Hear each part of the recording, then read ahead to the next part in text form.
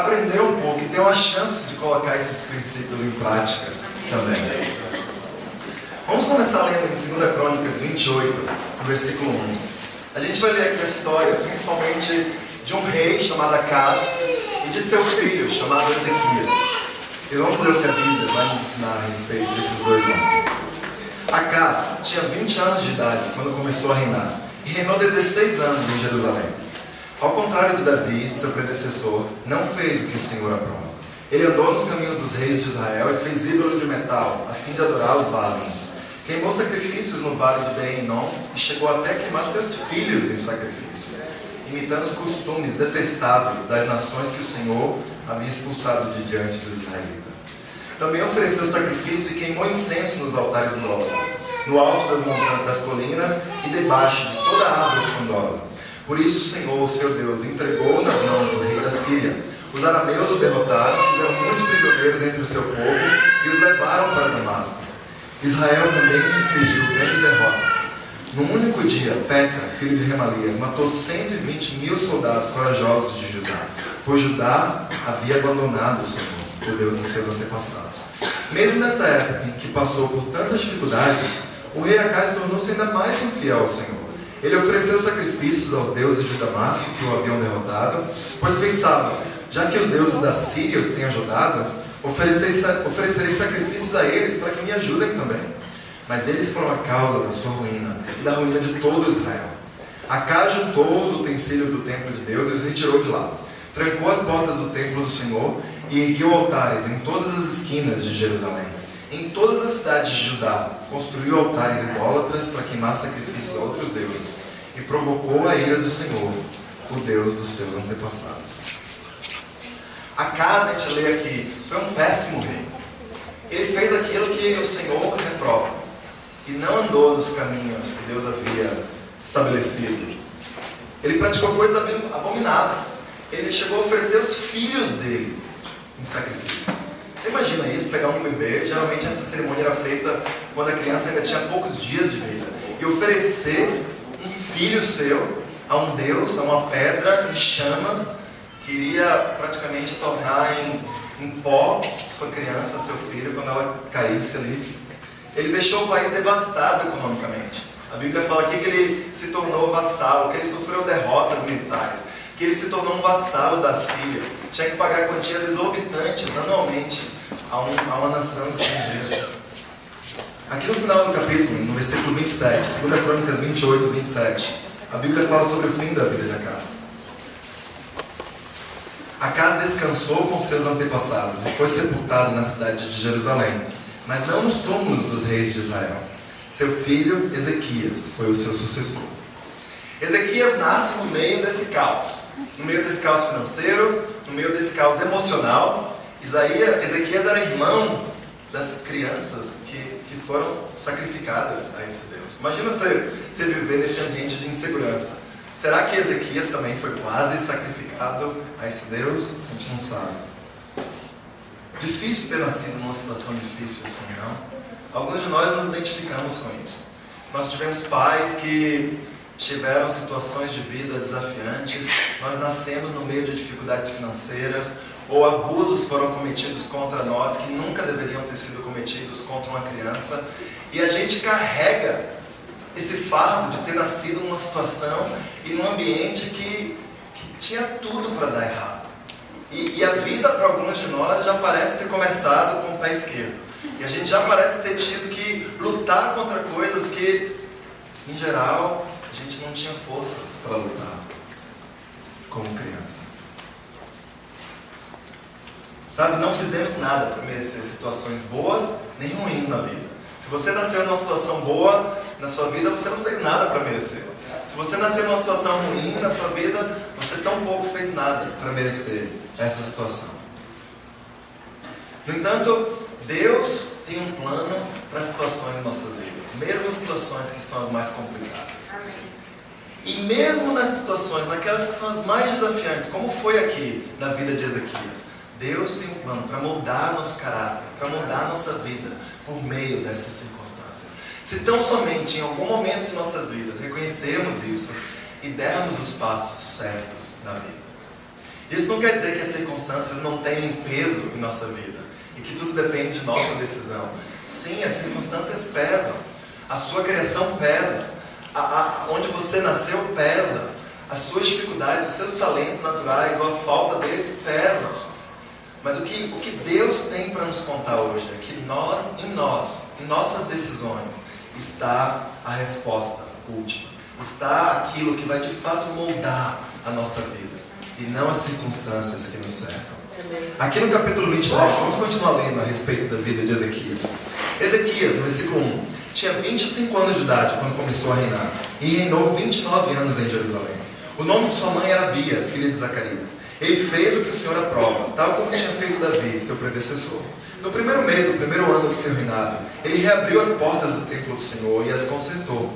Convocou os sacerdotes e os levitas, reuniu-os na praça que fica no lado leste e disse: escutem, levitas, consagrem-se agora e consagrem o templo do Senhor, o Deus dos seus antepassados. Retirem tudo que é impuro do santuário. Nossos pais foram infiéis, fizeram o que o Senhor, nosso Deus, reprova e o abandonaram. Desviaram o rosto do local da habitação do Senhor e deram-lhe as costas. Também fecharam as portas do pórtico e apagaram as lâmpadas. Não queimaram incenso, nem apresentaram holocausto no santuário para o Deus de Israel. Por isso a ira do Senhor caiu sobre Judá e sobre Jerusalém, e ele fez deles objeto de espanto, horror e zombaria, conforme vocês podem ver com seus próprios olhos.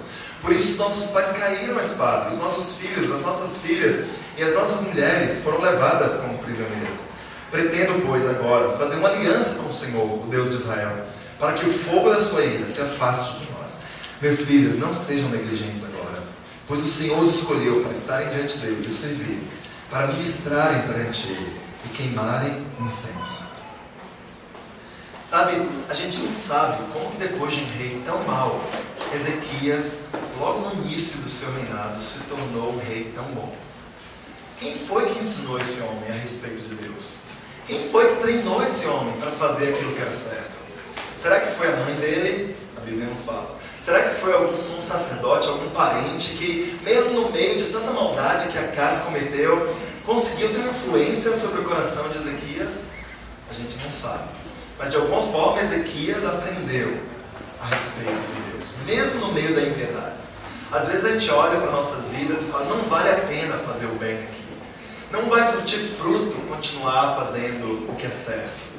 Mas sabe, alguém na vida de Ezequias acreditou que valia a pena continuar fazendo o que era certo, mesmo no meio de tanta maldade, mesmo sem ver os frutos daquilo por tantos anos. E uma hora esse fruto surgiu. Sabe, Ezequias, de acordo com essa escritura, foi humilde durante seu caminhar. Ezequias foi humilde para retirar do santuário aquilo que era impuro. A gente pode pensar a respeito de nossa vida. Nós temos sido humildes para retirar de nossa vida aquilo que é impuro, sendo impuro aquilo que desagrada a Deus, aquilo que nos deixa sujos aos olhos de Deus. Ezequias foi humilde para reacender a chama de um fogo que queimava perpetuamente no templo. Esse fogo pode representar várias coisas. Pode representar a presença de Deus, pode representar a paixão de fazer o que Deus agrada, do que Deus gosta em nossas vidas. Como anda o fogo em nossas vidas por Deus? Como anda o fogo de fazer aquilo que é certo em nossas vidas? E de não se apegar a tradições, aquilo que nossos pais nos ensinaram, mas de verificar cada coisa de acordo com o que a Bíblia ensina. E de fazer aquilo que Deus pede de nós, independente de se isso vai agradar a quem quer que seja ao nosso redor. Ezequias foi humilde para fazer uma nova aliança com Deus, para se recomprometer com Deus e para levar o povo, convidar o povo a também fazer uma nova aliança, renovando os votos deles de fidelidade, de obediência, de servidão a Deus. Sabe como anda a nossa humildade? Essa é a pergunta que eu quero fazer para nós hoje. Eu e você temos sido homens e mulheres humildes junto ao nosso Deus. Em Provérbios 15, versículo 33, a Bíblia fala que o temor do Senhor ensina a sabedoria e a humildade antecede a honra. Sabe, se você deseja honra nessa vida, todos nós desejamos honra. Todos nós queremos ser respeitados. Todos nós queremos ser considerados. Todos nós queremos nos sentir úteis. A Bíblia fala, se você quer ser honrado, você precisa ser humilde.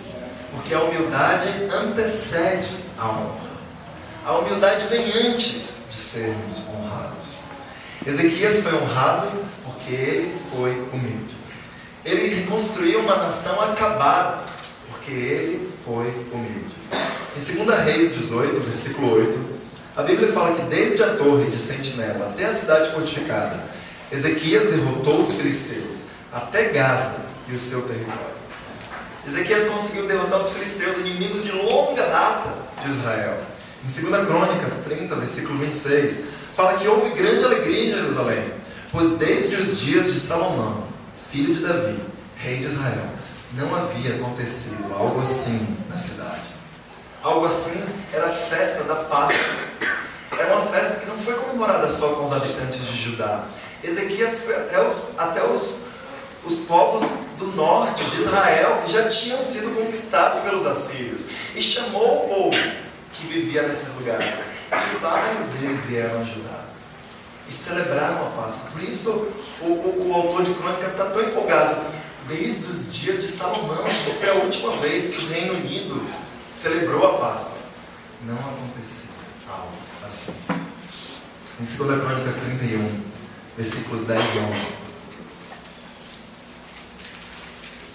a Bíblia fala que o sumo sacerdote Azarias, da família de Zadok, respondeu: desde que o povo começou a trazer suas contribuições ao templo do Senhor, temos tido o suficiente para comer, e ainda tem sobrado muito, pois o Senhor tem abençoado o seu povo, e esta é a grande quantidade que sobra. Ezequias ordenou que preparasse dispensas no templo do Senhor, e assim foi feito. De um país arruinado economicamente, para um país que tinha agora que construir dispensas para guardar a sobra dos alimentos e de tudo que a nação produzia. 2 Crônicas 31, 21. Em tudo que ele empreendeu no serviço do templo de Deus e na obediência às leis, à lei e aos mandamentos, ele buscou o seu Deus e trabalhou de todo o coração. E por isso prosperou. Sabe, Ezequias prosperou porque ele foi humilde. E essa é uma mensagem de grande encorajamento para mim e para você. Mas sabe, nem todos são rosas na vida de Ezequias. E a gente lê um pouquinho adiante no versículo 31, aqui desse capítulo, 2 Crônicas 32, 31. Mas quando os governantes da Babilônia enviaram uma delegação para perguntar-lhe acerca do sinal miraculoso que havia ocorrido no país, Deus o deixou para prová-lo e para saber tudo o que havia em seu coração. Às vezes, quando a gente lê a respeito de Deus nos provando, a gente fica desconfortável com isso, não? É como se Deus fosse um Deus maquiavélico que estivesse sentado no seu trono com um cetro bem pesado e gostasse de dar umas cutucadas de vez em quando em nossa cabeça. E gostasse de enfiar a gente, de empurrar a gente ao fogo de vez em quando. Mas sabe, a gente vai ler a respeito do que significa provar a nós. E a gente vai entender que nada mais amoroso poderia vir da parte de Deus do que quando Ele prova a nós, do que quando Ele envia situações para nos humilhar. E a gente vai entender até o fim como isso demonstra o amor de Deus. Amém. Mas sabe que em 2 Reis, capítulo 20, versículo 13, vamos continuar lendo a respeito. É um pouquinho desafiante ler a história de Ezequias, porque o autor de Crônicas e o autor de Reis, eles claramente narram eventos que não estão em ordem cronológica. E a gente precisa pegar retalhos de uma narrativa, costurar com detalhes de outra narrativa, para a gente obter a narrativa cronológica do que estava acontecendo aqui na vida de Ezequias. Mas aqui em 2 Reis a Bíblia fala: Ezequias recebeu em audiência os mensageiros lá da Babilônia e mostrou-lhe tudo o que havia em seus armazéns: a prata, o ouro, as especiarias e o azeite finíssimo, o seu arsenal e tudo que estava em seus tesouros. Não houve nada em seu palácio ou em seu reino que Ezequias não lhes mostrasse. Então o profeta Isaías foi ao rei Ezequias e lhe perguntou: o que esses homens disseram? De onde vieram? Ezequias respondeu: de uma terra distante, vieram da Babilônia. O profeta perguntou: o que eles viram em seu palácio? Disse Ezequias: viram tudo em meu palácio, não há nada em meus tesouros que não lhes tenha mostrado. Então Isaías disse a Ezequias: ouça a palavra do Senhor. Um dia tudo que se encontra em seu palácio, bem como tudo que seus antepassados acumularam até hoje, será levado para a Babilônia. Nada restará, diz o Senhor. Alguns dos seus próprios descendentes serão levados, e eles se tornarão eunucos no palácio do rei da Babilônia. Respondeu Ezequias ao profeta: boa é a palavra do Senhor que você anunciou, pois ele entendeu que durante sua vida haveria paz e segurança. Sabe, Deus deixou Ezequias para prová-lo e ele falhou na prova. E ele mostrou o orgulho dele. Em vez de reconhecer que era Deus que havia construído uma nação próspera, ele se gabou e se mostrou aos mensageiros da Babilônia, que provavelmente queriam fazer uma aliança política contra a Síria, e se colocou como tal. Olha o que eu fiz, olha o que eu tenho, olha o que eu construí, olha como a minha nação é rica e próspera. Ele ficou tão cego de orgulho que quando Isaías repreendeu ele, falando: olha, esses mensageiros, essa nação um dia vai conquistar seus descendentes, seus filhos talvez, seus netos. Ele olhou e falou: ufa, que bom, a mensagem é boa que você está me falando. Pelo menos comigo não vai acontecer nada. Pelo menos na minha nação, enquanto eu viver, vai dar tudo bem. E quando a gente fica orgulhoso, é exatamente o que acontece. A gente se fecha e se cega às necessidades dos outros, até dos nossos próprios filhos e dos nossos próprios netos e bisnetos.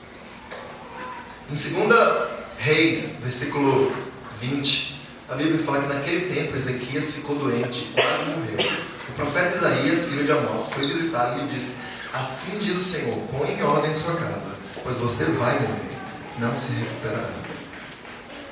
No meio da invasão da Síria, e você estudando esses capítulos, você vê que isso aconteceu quando os assírios foram invadir lá em Judá também. Ezequias fica doente. E ele fala: olha, você vai morrer. Tantas desgraças acontecendo de uma vez só. Tantas provas acontecendo de uma vez só. Em Provérbios 16, 18, a Bíblia fala que o orgulho vem antes da destruição, e o espírito altivo, orgulhoso, antes da queda. Se a humildade traz honra, o orgulho traz queda. Quando a gente se orgulha, a gente tem a certeza bíblica de que a gente está passo, rumo, certo a cair. E a queda, tantas vezes, é tão feia e é tão dolorosa em nossas vidas. Nada como uma doença para nos humilhar, não? Nada como uma rouquidão para nos humilhar. Nada como uma dor, pequena que seja, e às vezes grande que seja, para provar o que há em nosso coração, para mexer conosco. Nada como desafios no trabalho, nada como briga no casamento, nada como filhos que não andam como esperaríamos que eles andassem, para mexer com nossas vidas, para mexer com o nosso coração. E a Bíblia fala, aqui no capítulo 20 de Reis, que naquele tempo Ezequias ficou doente. No tempo do quê? Lá em 2 Reis 18 a gente descobre a resposta. No 14º ano do reinado do rei Ezequias, Senaqueribe, rei da Síria, atacou todas as cidades fortificadas de Judá e as conquistou. Então Ezequias, rei de Judá, enviou esta mensagem ao rei da Síria em Laques: cometi um erro, para de atacar e eu pagarei tudo o que exigires. O rei da Síria cobrou de Ezequias, rei de Judá, 10,5 toneladas de prata e 1 tonelada e 50 quilos de ouro. Assim Ezequias lhe deu toda a prata que se encontrou no templo e na tesouraria do palácio real. A gente vê aqui que a doença estava acontecendo, que os assírios foram invadir Judá e começaram a conquistar as cidades de Judá, e estavam prestes a ir marchar contra Jerusalém. E talvez até por causa disso Ezequias ficou doente, a gente não sabe. Mas Ezequias mandou uma quantidade grande de dinheiro para o rei da Síria e falou: para de me atacar, eu envio a quantidade de dinheiro que você quiser. Desiste dos seus planos de vir marchar contra Jerusalém. Mas a Bíblia fala que apesar de o dinheiro ter sido enviado, o rei da Síria não desistiu de ir atacar Jerusalém, e foi e sitiou a cidade de Jerusalém. Sabe, o reino de Judá atacado, todas as cidades, com exceção de Jerusalém, conquistadas. Ezequias, ele recebeu um reino arruinado, mas ele foi humilde, e Deus construiu um reino próspero. E agora estava aqui Ezequias com um reino próspero, mas Ezequias foi orgulhoso, e Deus arruinou um reino próspero, porque ele foi orgulhoso. E Deus é assim na vida minha e na vida sua. Podemos passar por desafios que sejam imensos. Se formos humildes, Deus constrói. Amém. E podemos ter tudo a nosso favor. Tudo pode estar dando certo. O emprego dos nossos sonhos, o relacionamento que sonhávamos, casado com toda a pompa, os filhos que sonhávamos.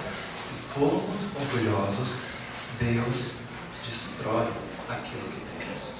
Deus arruina aquilo que temos. Por quê? Porque Ele quer chamar a nossa atenção. Porque Ele quer saber o que há em nosso coração, para que nossa alma seja salva. E para que, mais do que ter coisas aqui, ou mais do que experimentar anos de prosperidade nessa vida, possamos passar a eternidade ao lado dele e gozar daquilo que realmente é bom nessa vida. Mas esse não foi o fim da história também. Vamos continuar lendo aqui em 2 Reis 20, versículo 2. Ezequias virou o rosto para a parede quando ele ouviu essa notícia da doença e orou ao Senhor. Lembra-te, Senhor, como tenho te servido com fidelidade e com devoção sincera. Tenho feito o que tu aprovas. E Ezequias chorou amargamente. Antes de Isaías deixar o pátio intermediário do templo, do palácio, a palavra do Senhor veio a ele: volte e diga a Ezequias, líder do meu povo: assim diz o Senhor, Deus de Davi, seu predecessor: ouvi sua oração e vi suas lágrimas. Eu o curarei. Daqui a 3 dias você subirá ao templo do Senhor. Acrescentarei 15 anos à sua vida e livrarei você e esta cidade das mãos do rei da Síria. Defenderei esta cidade por causa de mim mesmo e do meu servo Davi. A gente vê aqui que Ezequias se humilha de alguma forma. Ele chora amargamente. Ele ora a Deus, pedindo perdão pelo orgulho dele e se quebrantando diante de Deus. Talvez a doença foi o que fez o copo de Ezequias transbordar. Não é assim, às vezes a gente vem uma dificuldade, vem outro problema, vem um desafio, e a gente vai segurando, e uma hora a gente desaba, fala assim: tá bom, eu não aguento mais. E talvez essa doença tenha sido isso, porque nesse momento Ezequias chora a Deus, e Deus, Ele está prestes a abençoar a nossa vida. Ele está atento a qualquer manifestação de humildade da nossa parte, para vir ao nosso socorro, para vir nos abençoar. Isaías nem tinha saído do palácio. Ele tinha falado isso para Ezequias. Estava descendo as escadas para sair do palácio. Ezequias ora a Deus. E antes de Isaías sair do palácio, ele ouve uma mensagem: volte e diga ao rei que ele vai ser curado. E Isaías: tá bom. Isaías volta e fala para Ezequias, feliz, com certeza, por dar essa mensagem boa, depois de ter dado uma mensagem ruim. A gente fica pensando: poxa, eu queria que minha oração fosse respondida tão rápido assim. Quando o calor da dor ainda está lá, bem forte nos nossos corações. Sabe, o tempo de responder as nossas orações fica com Deus. Mas que tal nós imitarmos o coração de Ezequias, de nos humilharmos rapidamente? De que quando os desafios vierem, não demorarmos para nos quebrantar diante de Deus. Deixa Deus ver o quanto a gente precisa sofrer, o quanto a gente precisa passar pelos desafios. Mas da nossa parte, que nós possamos nos humilhar rápido como Ezequias se humilhou. Em 2 Reis 19, versículo 1, a Bíblia continua falando o que aconteceu aqui. Ao ouvir o relato dos assírios, os assírios tinham ido até a muralha de Jerusalém, tinham falado um monte de besteira, um monte de mentiras a respeito do Deus de Israel. O rei Ezequias rasgou as suas vestes, pôs roupas de luto e entrou no templo do Senhor. Ele enviou o administrador do palácio, Eliaquim, o secretário Sebna e os sacerdotes principais, todos vestidos com pano de saco, ao profeta Isaías, filho de Amós. Eles lhes disseram: assim diz Ezequias, hoje é dia de angústia, de repreensão e de humilhação. Estamos como uma mulher que está para dar à luz filhos, mas não tem forças para fazê-los nascer. Talvez o Senhor, seu Deus, ouça todas as palavras do comandante de campo, a quem o Senhor dele, o rei da Síria, enviou para zombar do Deus vivo, e que o Senhor, seu Deus, o repreenda pelas palavras que ouviu. Portanto, suplica a Deus pelo remanescente que ainda sobrevive. Quando os oficiais do rei Ezequias chegaram a Isaías, este lhes disse: digam ao seu Senhor, assim diz o Senhor, não tenham medo das palavras que você ouviu, das blasfêmias que os servos do rei da Síria lançaram contra mim.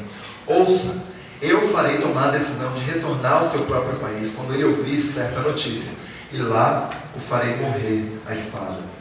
Agora nos versículos 32 e 35. Portanto, assim diz o Senhor, assim o rei da Síria: ele não invadirá esta cidade, nem disparará contra ela uma só flecha, não a enfrentará com escudo, nem construirá rampas de cerco contra ela. Pelo caminho por onde veio, voltará. Não invadirá esta cidade, declara o Senhor. Eu a defenderei e a salvarei, por amor de mim mesmo e do meu servo Davi.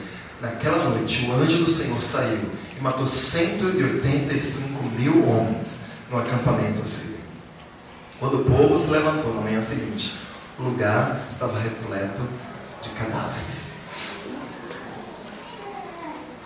A gente não sabe o que aconteceu nessa noite. O anjo do Senhor na Bíblia representa muitas coisas. Representa o anjo da morte, representa uma doença que Deus envia, representa uma praga que Deus possa ter enviado, representa... Deus pode ter feito isso de várias maneiras. Criatividade não falta no currículo de Deus. Mas o que a gente sabe é que de uma noite para outra, 185.000 homens amanheceram mortos. E de fato tudo que Deus falou para Ezequias se cumpriu. Porque a humildade antecede a honra e o orgulho vem antes da queda. Sabe, Deus não se cansa dessa gangorra. Você pode ser humilde e Deus vai construir sua vida. Se você for orgulhoso, Deus vai se opor a você. Se você voltar a ser humilde, Deus vai construir de novo. Se você voltar a ser orgulhoso, Deus vai se opor novamente a você. E que nessa gangorra do vai e vem a gente possa aprender e saber melhor para nos mantermos humildes, para ficar no caminho da humildade e não ficar brincando com Deus e com a vida. Agora eu vou ser um pouquinho orgulhoso, agora eu vou ser um pouquinho humilde. Porque Deus quer a nossa atenção. Você é um homem ou uma mulher humilde? Como tem andado o seu coração? Eu quero fazer um teste aqui breve com você. Sinais de uma alma orgulhosa. Eu vou fazer várias perguntas aqui e você responde rapidinho na sua cabeça, sim ou não. Se você já viu ou se você vê alguns desses sinais em sua vida, tá bom? Não querer falar com alguém ou passar tempo com alguém porque essa pessoa não é inteligente ou bonita o suficiente. Pensar, deveriam ter pedido que eu fizesse isso. Eu faria muito melhor. Querer mudar o rumo de uma conversa para realçar algo que você fez. Obter o seu senso de valor, principalmente de um grupo de pessoas que são leais a você. Ouvir coisas boas de outras pessoas faz você se sentir menos valorizado. Pensar o seguinte a respeito de conselhos. Conselhos são apenas conselhos. Não tem o que seguir isso. Falta de transparência sobre áreas importantes de sua vida, como seus tempos com Deus, seu casamento, seu namoro, suas finanças. Pedir ao seu cônjuge, essa é boa, que não compartilhe os problemas do seu casamento com outros, nem peça ajuda. Não pedir conselhos e ajuda sobre áreas vitais da sua vida, como criação de filhos, empregos, finanças, evangelismo. Saber que você está errado, mas não admitir o fato para si mesmo, nem para os outros. Para os homens agora, ficar defensivo sobre algo que uma mulher, incluindo sua esposa, falou para você.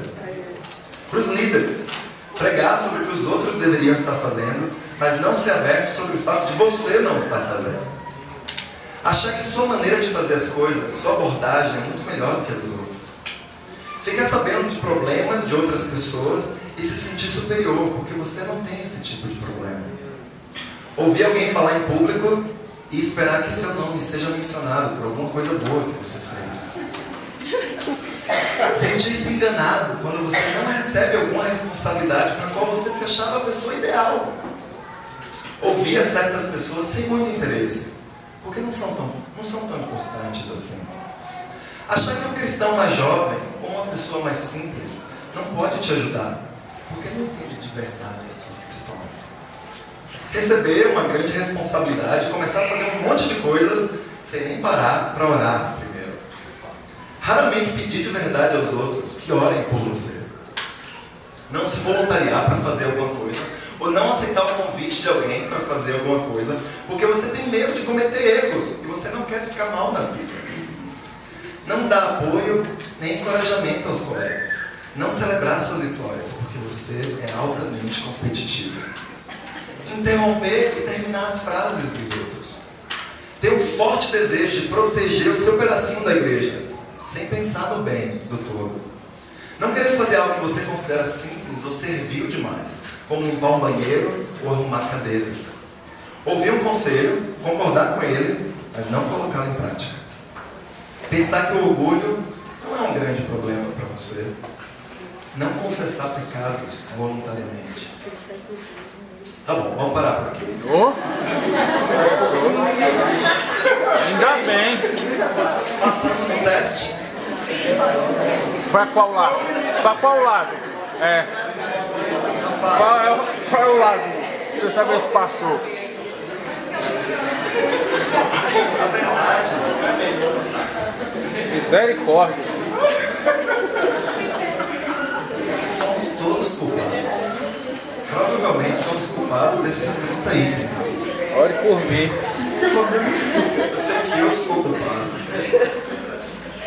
Sabe? E precisamos de todo esforço pessoal para vencer o orgulho em nossos corações. Como podemos vencer o orgulho? Em Lucas 14:11, a Bíblia fala assim: pois todo que se exalta será humilhado, e o que se humilha será exaltado. Em Tiago 4:10, humilhem-se diante do Senhor, e Ele os exaltará. Em 1 Pedro 5, a Bíblia fala: portanto, humilhem-se debaixo da poderosa mão de Deus, para que Ele os exalte no tempo devido. Sabe, o que significa eu e você nos humilharmos? Como eu e você podemos obedecer a esses versículos e a tantos outros nas Escrituras? Porque eu não consigo pegar o meu orgulho e tirar ele do meu coração. Eu acho que você também não consegue. O orgulho, ele se confunde com a nossa natureza humana. Ele está preso de maneira inseparável daquilo que nós somos. Como eu posso obedecer ao mandamento de me humilhar? Sabe, para a gente entender a resposta dessa pergunta, a gente precisa compreender que Deus está sempre trabalhando para nos humilhar. Deus está sempre trabalhando para nos manter no lugar que é a fonte de bênção nessa vida. O único lugar de onde Ele pode fazer a gente prosperar. O único lugar de onde Ele pode fazer a gente ver a face dele. O único lugar de onde Ele pode nos pegar para nos levar ao céu. É só quando somos humildes que podemos ter um relacionamento com Deus. É só quando somos humildes que nosso casamento pode dar certo. É só quando somos humildes que podemos ver os planos de nossas vidas darem certo a longo prazo. Por isso Deus trabalha assim para nos humilhar. Deus quer homens e mulheres humildes. A terra pertence aos humildes, os céus pertencem aos humildes. Seja lá onde você viva a vida, aqui na terra, lá nos céus, só os humildes vão ter as bênçãos nessa vida. Nos humilharmos é colaborar com os propósitos de Deus para a nossa vida. É permitir que Deus haja e não ressentir o que Deus faz em nossas vidas.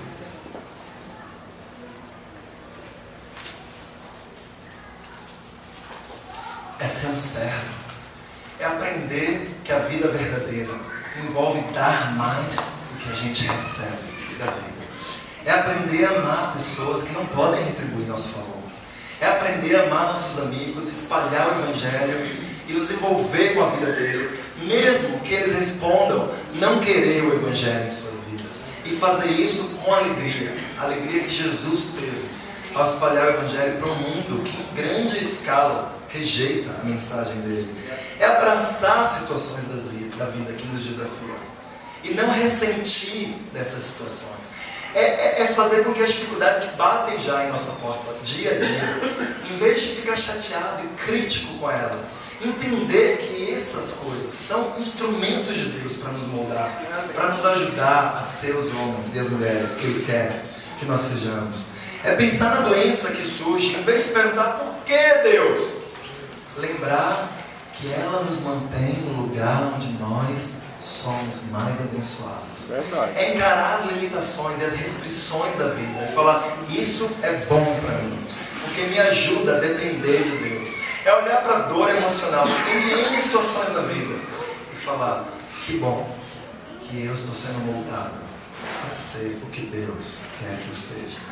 Eu não estou querendo pregar uma filosofia água com açúcar aqui. Eu não quero dizer que a dor não dói.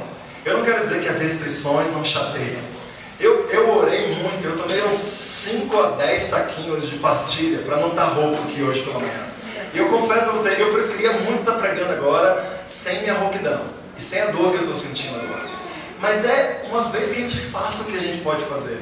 Fazer e aceitar que isso é usado por Deus para o nosso bem. E se render a isso.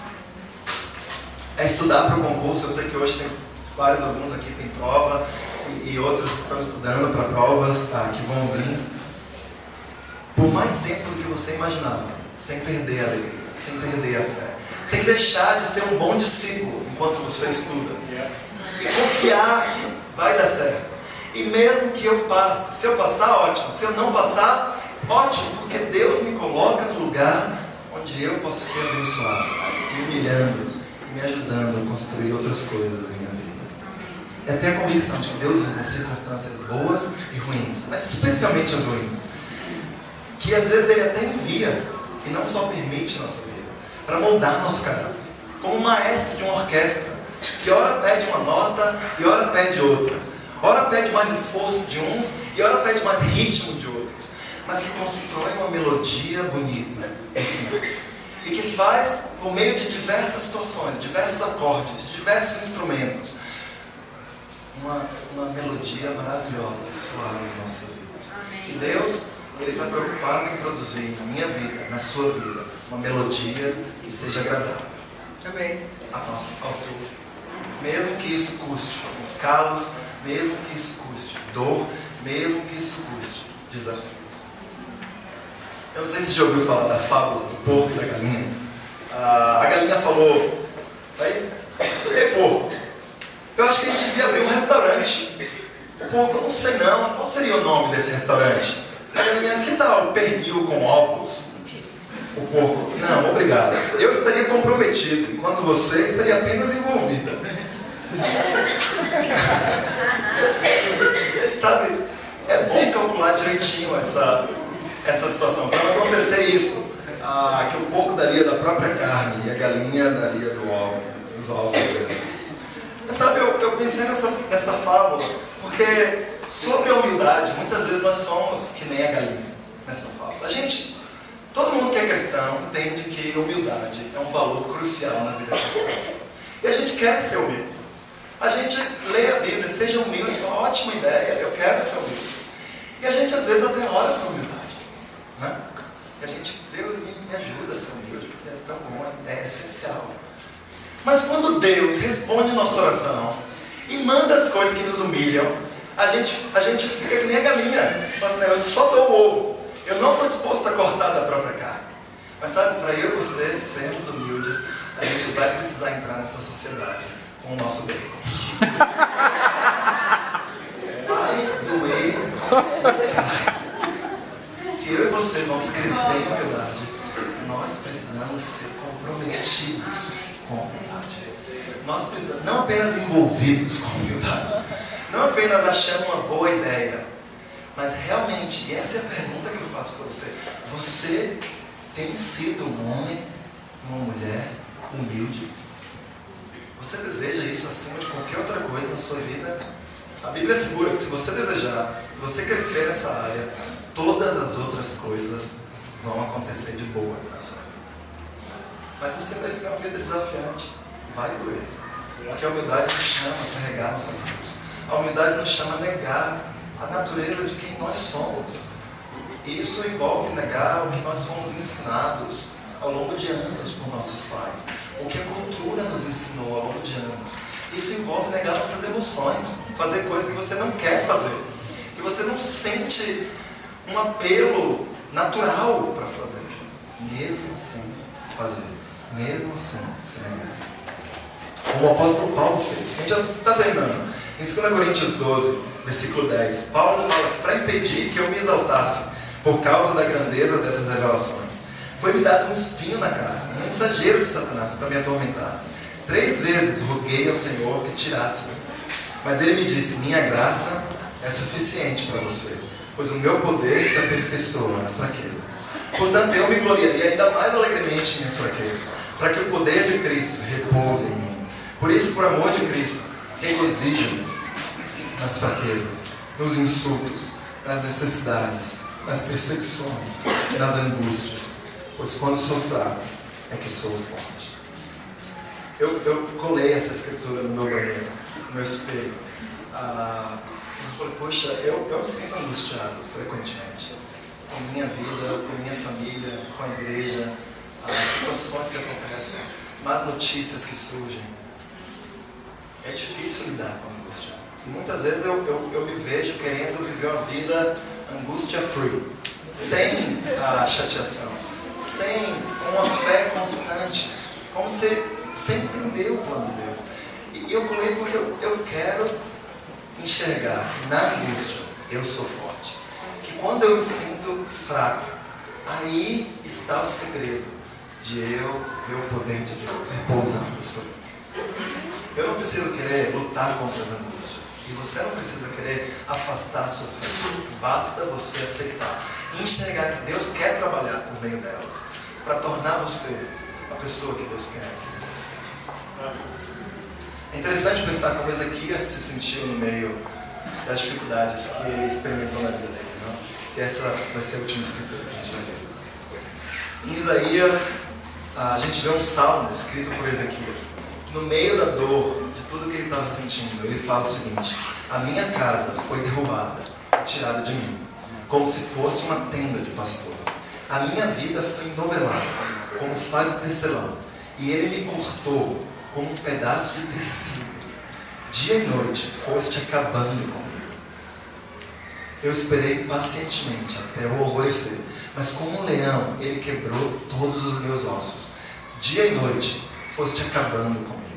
Eu gritei como uma andorinha, como um tordo, gemi como uma pomba chorosa.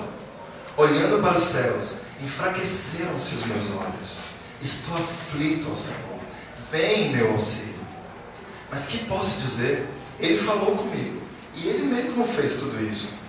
Andarei humildemente toda a minha vida, por causa dessa aflição da minha alma. Senhor, por tais coisas os homens vivem, e por elas também vive o meu espírito. Tu me restauraste a saúde e deixaste-me viver. Foi para o meu benefício que tanto sofri. Em teu amor me guardaste da cova da destruição. Lançaste para trás de mim todos os meus pecados. Irmãos, que possamos ser uma igreja humilde. Que possamos olhar para os desafios da nossa vida e ecoar junto com Ezequias: é para o meu benefício que eu tanto sofri. É para o meu benefício que eu tanto sofro. E que possamos ver Deus lançando todos os nossos pecados atrás de nós também. Obrigado. Valeu.